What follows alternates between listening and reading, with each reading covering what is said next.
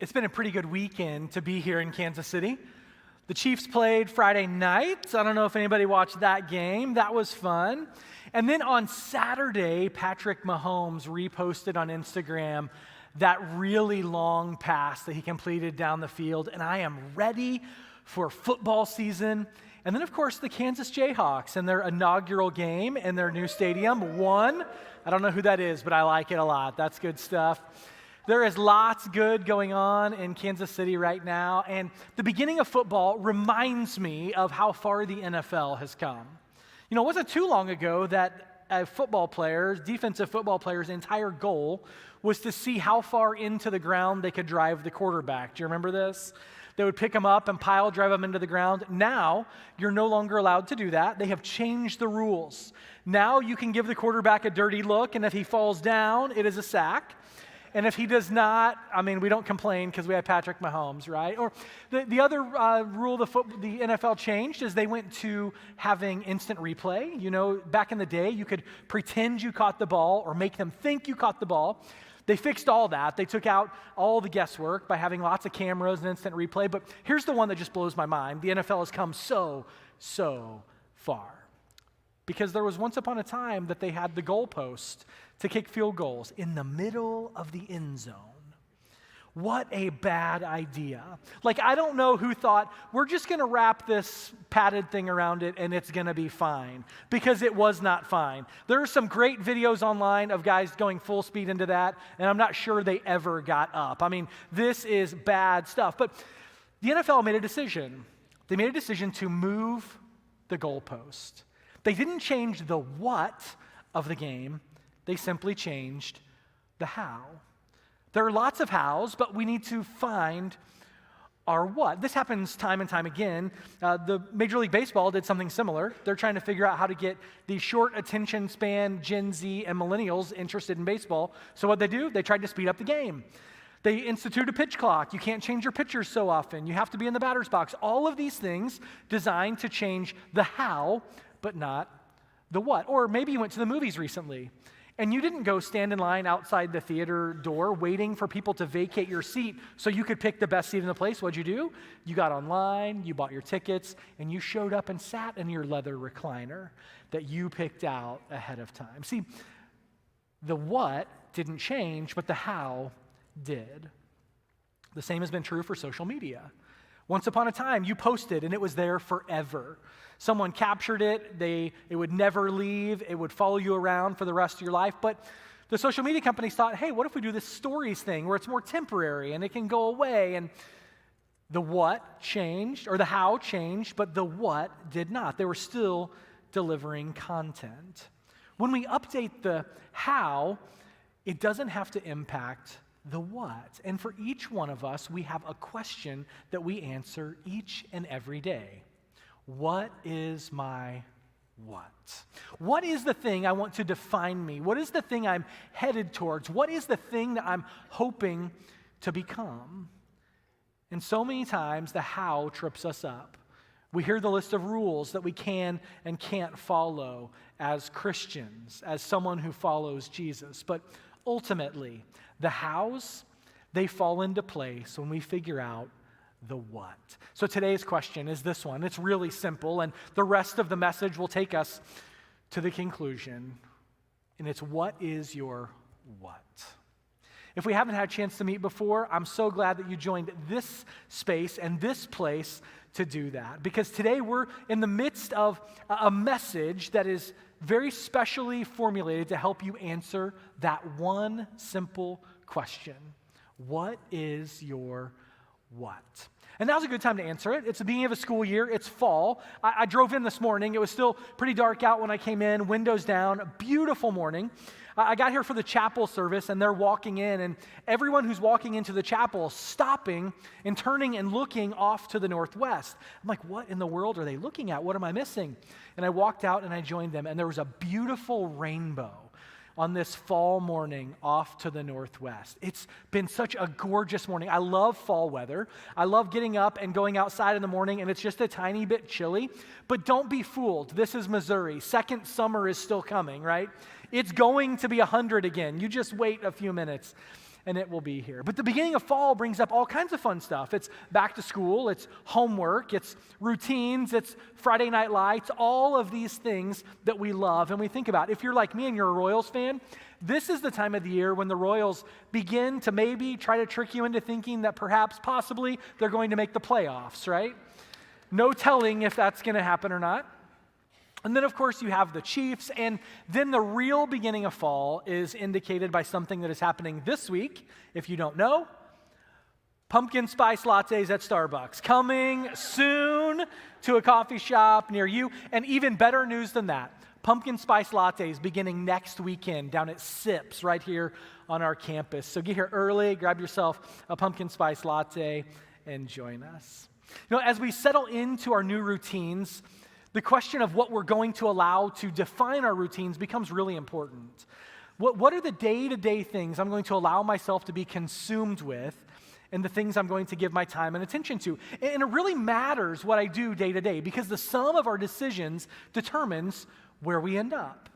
The sum of our decisions determines who we are and how our life goes.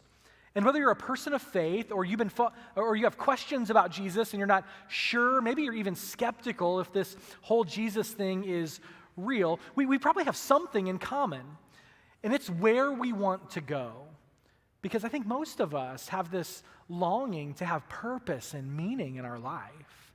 We want to know that the place that we're headed has some value that extends beyond the here and the now. And perhaps we're also seeking stability and security. We want to know that whatever that thing is that we're chasing after can hold up under the pressure of this life. So today we're going to move the goalpost. Today we're going to think about the how is in a less important way than the what. We're going to make sure that the goalpost is out of the way. It's not going to harm us. It can't hinder where we're trying to go, but we're going to allow the what to rise to the surface. And we're going to do it by answering this question: what is my what? And we're going to find the answer to that by turning to what Jesus had to say. Let me set the scene for you today. Today we're going to be reading a story out of the book of Matthew. Now Matthew, if you're unfamiliar with his story, is one of the first followers of Jesus. So he was one of the 12 disciples, and that meant that he spent lots of time with Jesus. He went from place to place with them, and Matthew in particular had a unique viewpoint because Matthew was Jewish. And so since he was Jewish, he knew all the Jewish teachings, he knew all the Jewish rules, he knew all the Jewish laws, and he knew that Jesus was the fulfillment of all that they thought that a Messiah was going to be. And so when Matthew's writing to his fellow Jews, and he's saying to them, this Messiah that you've been looking for is here. This is him. Jesus has fulfilled all of the longings that you have. And yet the people weren't so sure about that. The scholars, the rabbis, the religious leaders in particular, they weren't sure that what they heard about who Jesus was actually true. And so they listened intently to what he had to say. So Matthew's recording what Jesus does. He's recording what Jesus says. And these scholars are right there recording it all as well. They're taking it all in. And it doesn't take long for them to determine that they need to have a plan to figure out if he was who he said he was. Is Jesus really the Messiah? Is he really the Savior? Is he really the one who can bring them back into relationship with God? And so at every turn, they try to trick him. They try to trip him up. They try to find a way to discredit him. And so today, we're going to listen in on a conversation that Jesus has with some of these skeptical religious leaders.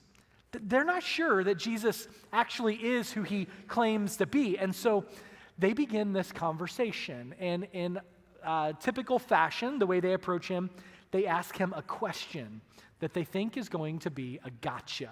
And here's the question this scholar asks. He says, "Teacher, which is the most important commandment in the law of Moses?"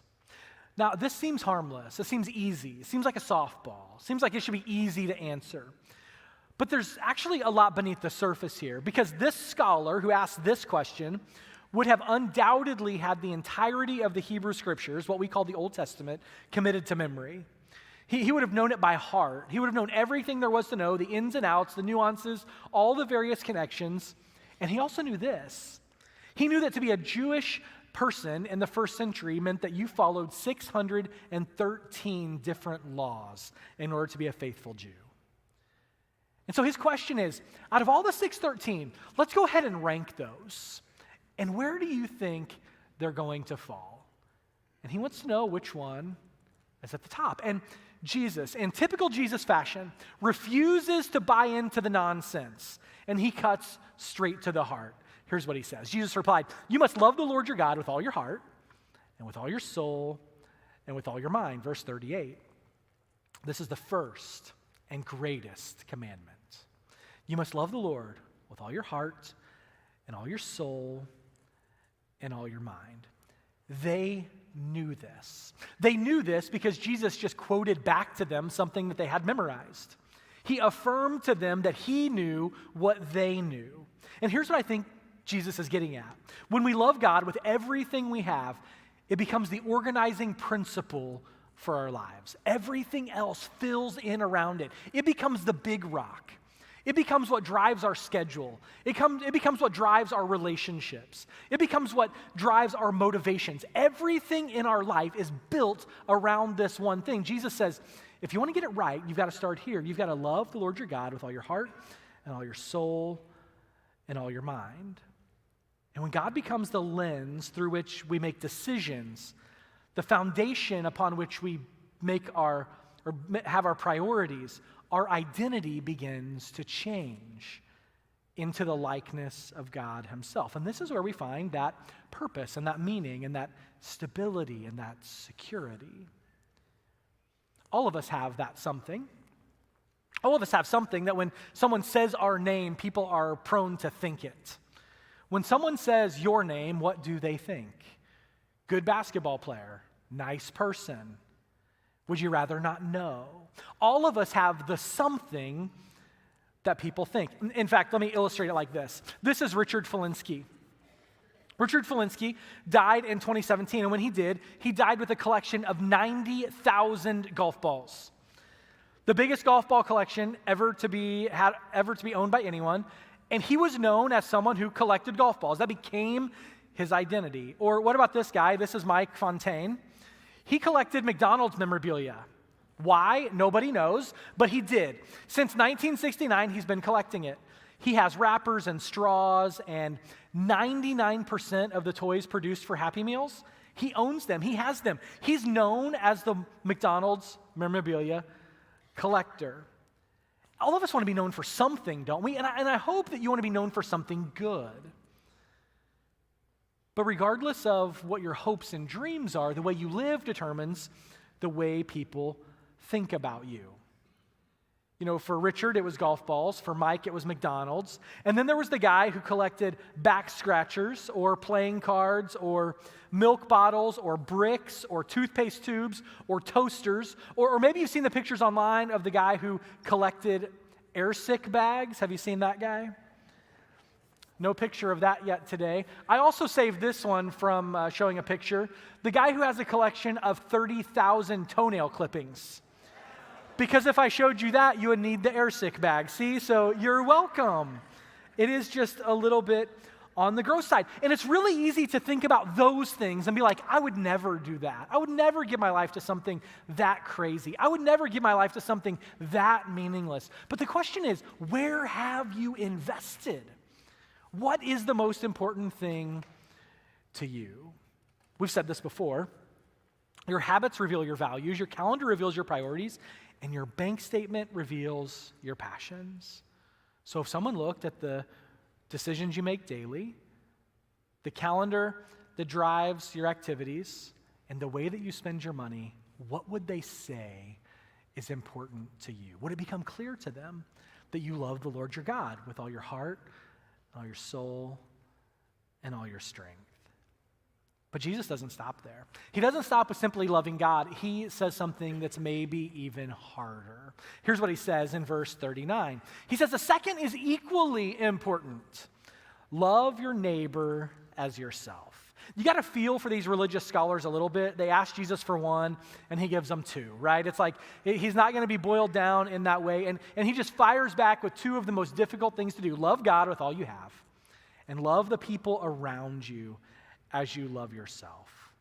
They knew that this is what they should be doing. It was in their 613 commandments, and yet it is so hard to do. But Jesus has a clear message.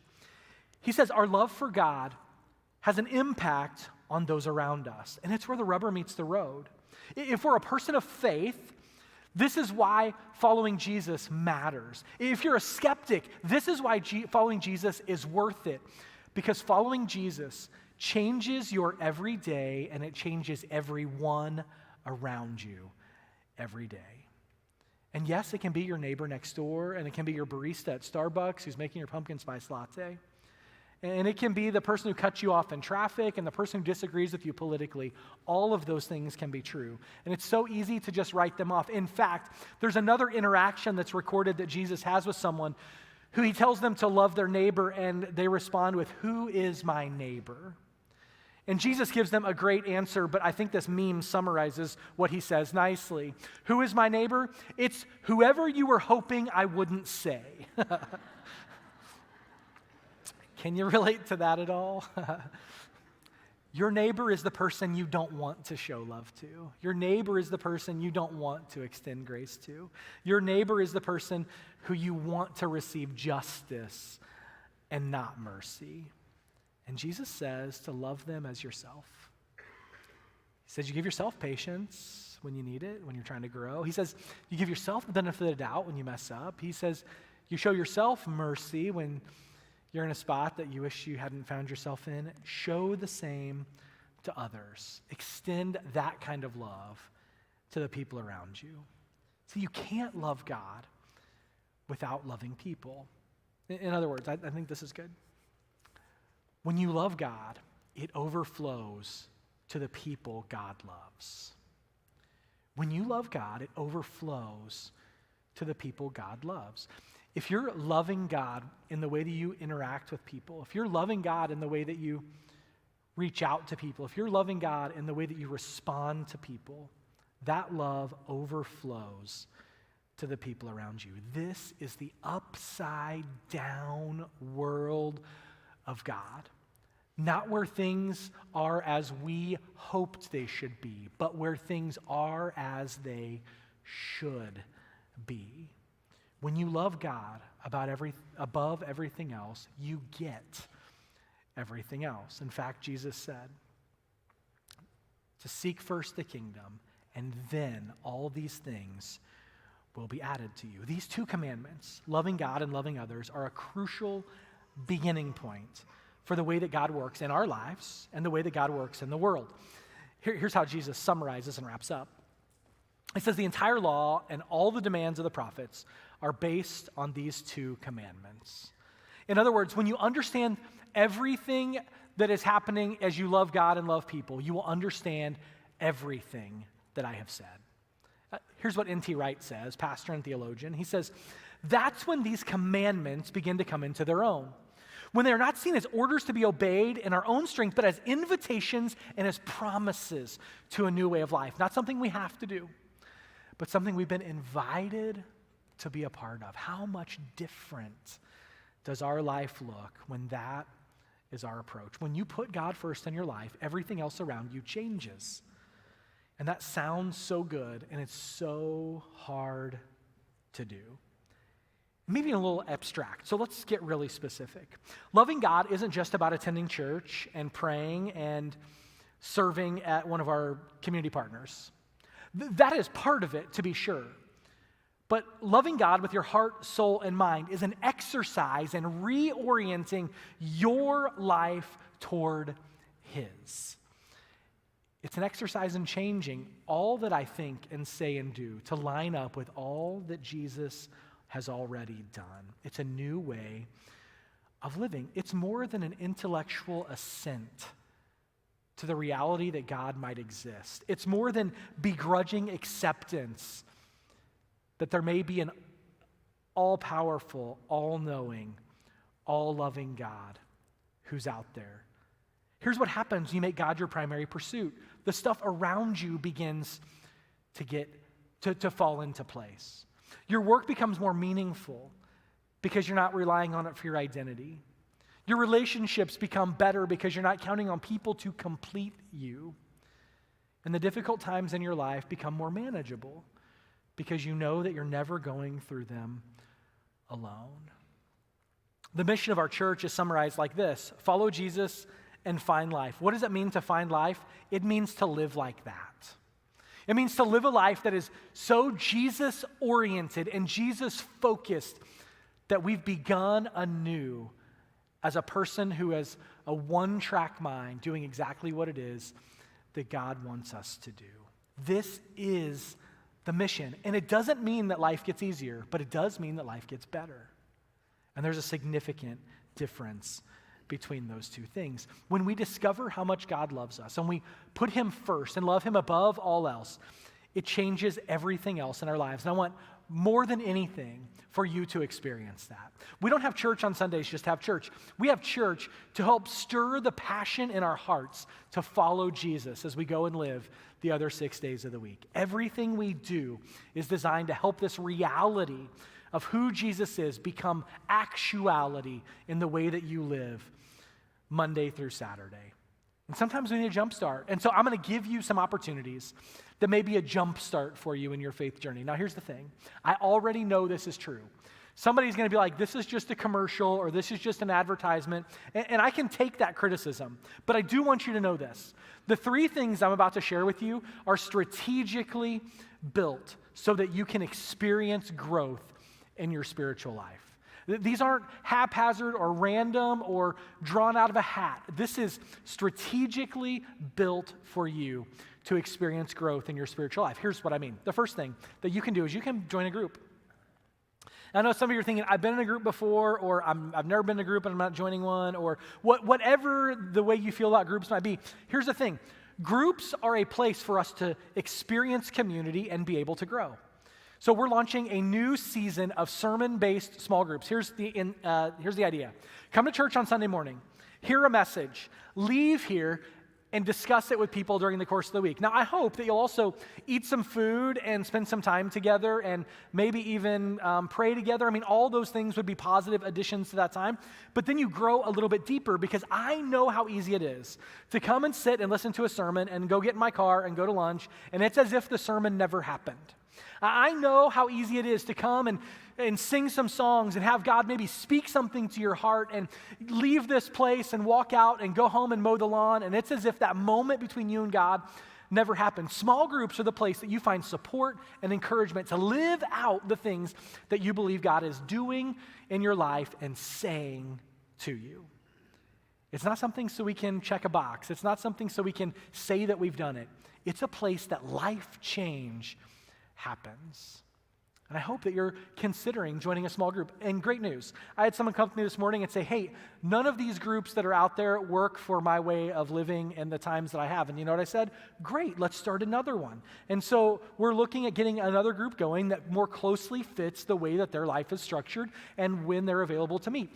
This is what doing life together is like. The second thing is attending the Big Give. Now, I put this on here almost purely because you get to say you grew spiritually and eat at the same time, okay? So the Big Give has food, you buy a ticket, you come. When you buy a ticket, you have already made a difference. When you buy a ticket, you have already helped us take a step forward. When you buy a ticket, you have already made an investment in our community partners. And you get to go and enjoy the fellowship of people around you. You get to have some food. And you can bid on some great stuff. We have some incredible auction items this year. It is going to be so fun. And a little friendly competition between people who sit on the same row in church. That's a good thing. So I hope you'll join us for the Big Give. And the last one is this. I can't stop talking about it. I won't stop talking about it. You're going to hear about it again. This is Camp for Adults. It's coming up October 4th and 5th. And I promise you, there will not be another 18-hour period during the course of 2025 that you have an opportunity to grow as much as you will if you show up at this. It is going to be incredibly powerful. Our pastor for the camp is Tom Basson. He's from South Africa. He lives in Denver, pastors a church. He has an incredible message planned for us. In addition to that and music, we have breakout sessions led by Pastor Jim talking about finding purpose in your retirement. We have executive pastor of family ministries from a local church coming to speak to us about parenting and what it looks like to help our kids grow in their faith. We have Dr. Israel Kamadzandu coming to speak about basics of theology and help us get going on what it looks like to understand exactly who God is and to grow in our understanding. We have Barry McAnulty coming to talk about the relationship between faith and mental health. And he's going to help us look at what that relationship looks like. All of these things are designed to help you grow spiritually. Our kids and our students, they spent more time at camp during their camp weeks than we will for the rest of the year. And it's our opportunity to jump in and to be a part of what is happening. And here's the thing. If everyone just signs up today, I won't have to say it again. But if you don't, I'm going to say it again next week because it's that important to make sure that we are all here and bought into what God is doing in this moment. It's a jump start. It's a kick start. It's a kick in the seat in the pants. It's a little nudge for us to get going in our spiritual growth. And I really hope that you will make that part of your plan for the fall. See, here's the thing. The NFL moved the goalpost. The goal of the game is the same. It did not change. But the way they were doing it did. And we want you to know that there are lots of hows. There are lots of ways things can be done. But when you decide what the one thing that you need to do is, all of the rest of that stuff falls into place. We want to clear the obstacles for you to be able to grow in your spiritual life. And because of that, here's what is true. When we design environments, every environment has a purpose. Camps, groups, the Big Give, the lobby, the tables out there, the coffee shop, it all has a point and a purpose. It's not an accident. And every Sunday has promise. Because when you show up in this place, there is bound to be something amazing that happens. And every invitation that you make has power. When you invite someone to come and sit next to you, you have our commitment. We won't embarrass you, and we won't embarrass them. And along the way, people that you know and love have an opportunity to experience the truth of who Jesus is. It's in spaces like this that lives are changed. We're going to wrap up just a little differently today. The band is behind me, and they're going to lead us in a song. This particular song is written from the perspective of Jesus. It's as if Jesus is saying these words. They're taken largely from Matthew 28, Acts chapter 1, and they're repurposed and reimagined to give us maybe a more modern twist on what Jesus would have been saying. But it shows for us what it's like when we live this way. It shows for us what it looks like when we love the Lord our God and we love our neighbor as ourselves. What happens? Lives are changed. So in the midst of this song, you're going to see footage of our food pantry that goes out into the community and serves people and meets needs. You're going to see footage of people being baptized who have said yes to Jesus, who have gone from death to life. And all of that happens when we're in spaces like this and we're saying yes to the invitation to love the Lord our God and to love our neighbor as ourselves. So I invite you just to sit, maybe read the lyrics on the screen, take in the imagery, and be reminded of the power that exists when we're willing to say yes to Jesus.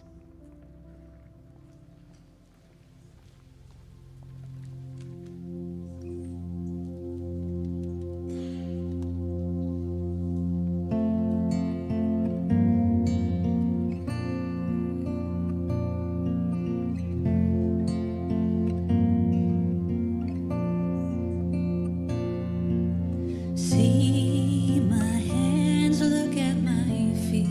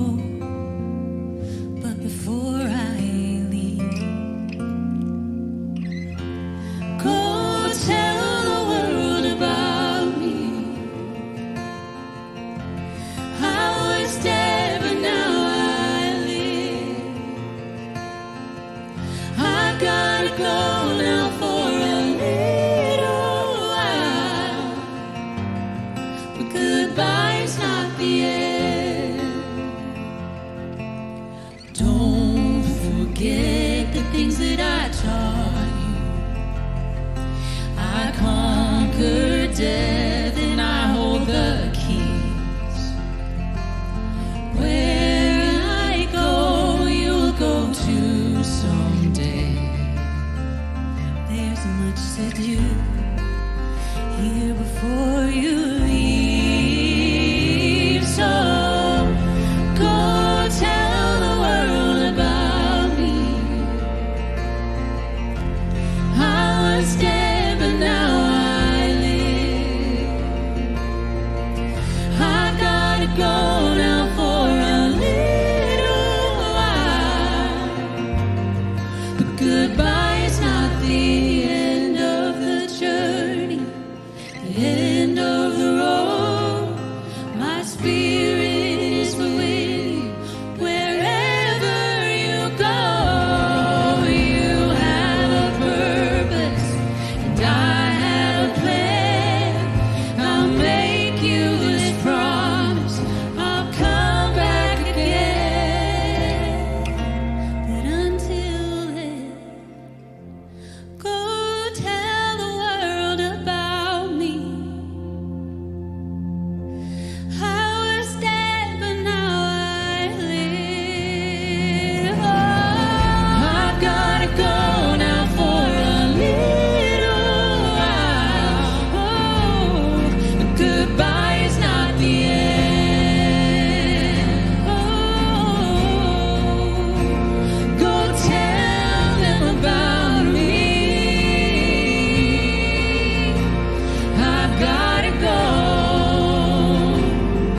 for a little while. Goodbye is not the end.